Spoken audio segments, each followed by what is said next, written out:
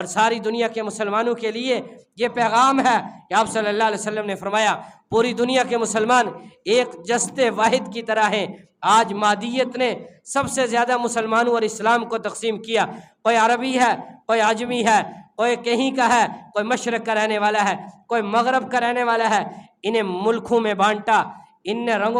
رنگ و مذہب کے اندر تقسیم کیا، فرقے پیدا کیے گئے، قومیتوں کے تعصب کی بنیاد رکھی گئی، یوں مسلمانوں کو اس طرح ٹکڑے ٹکڑے کر دیا گیا اور ہر ایک کو یہ پیغام دیا گیا اپنی سلامتی چاہتے ہو تو خاموش ہو جاؤ۔ یہی وجہ ہے کہ آج دنیا میں کہیں بھی مسلمانوں کے ساتھ مظالم ہوتے ہیں، تو مسلمانوں کے اوپر ظلم و ستم ہوتا ہے، تو کفار کو اس بات پر کوئی وہ نہیں ہوتی کہ یہ مسلمان کٹھے ہو گئے تو ہمارا کیا بنے گا۔ وہ جانتے ہیں کہ مادیت، اب حرص و ہوس، اب دنیا کی لالچ ان کے اندر اتنی سرایت کر چکی ہے، اب ان میں وہ ایمانی غیرت نہیں ہے کہ یہ ہمارے مقابلے میں اکٹھے ہو جائیں یا ہم سے بدلہ لے لیں۔ وہ ایک ایک کو وہ الگ الگ کر کے ذبح کر رہے ہیں، اور مسلمان جو ہے وہ حسرت سے دیکھ رہے ہیں، خصوصاً مسلمان حکمران جو ہیں وہ اس کے بارے میں انتہائی مایوسی اور انتہائی نا امیدی کا شکار ہیں۔ یاد رکھا کہ اصل میں اسلام دنیا میں غلبے کے لیے آیا تھا۔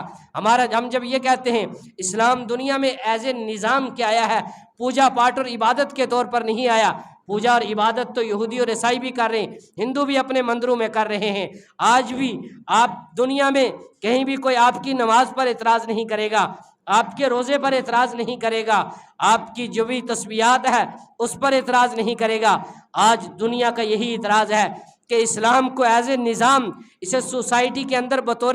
نظام کے قبول نہیں کیا جائے گا۔ لہٰذا اسلام کے نظام کی اگر کوئی بات کرے گا، اسلام کے نفاذ کی کوئی بات کرے گا، کوئی اگر یہ بات کرے گا کہ اسلام معاشرے میں ایز اے قانون کے نافذ ہونا چاہیے، کہ یہاں چوروں کے ہاتھ کٹنے چاہیے، زانیوں کو سزا ہونی چاہیے، حقداروں کو ان کا حق ملنا چاہیے، تو اگر اس سرمایہ دارانہ نظام کے خلاف کوئی اسلام کے نظام کی بات کرتا ہے، چاہے بات کرنے والا ایک فرد ہے، تو دنیا کفر کا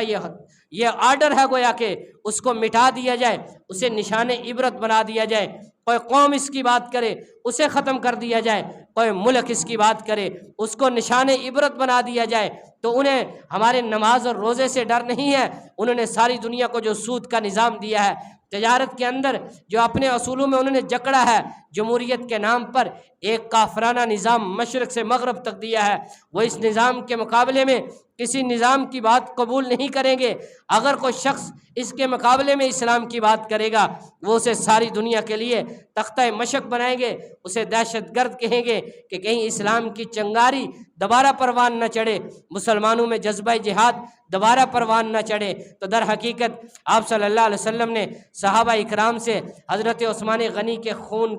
کی بیعت لی کہ ان کے خون کا بدلہ لیں گے، تو اللہ نے بھی اعلان کیا لقد رضی اللہ عن المؤمنین، کہ میں ان تمام لوگوں سے راضی ہو چکا ہوں۔ وآخر دعوانا الحمدللہ۔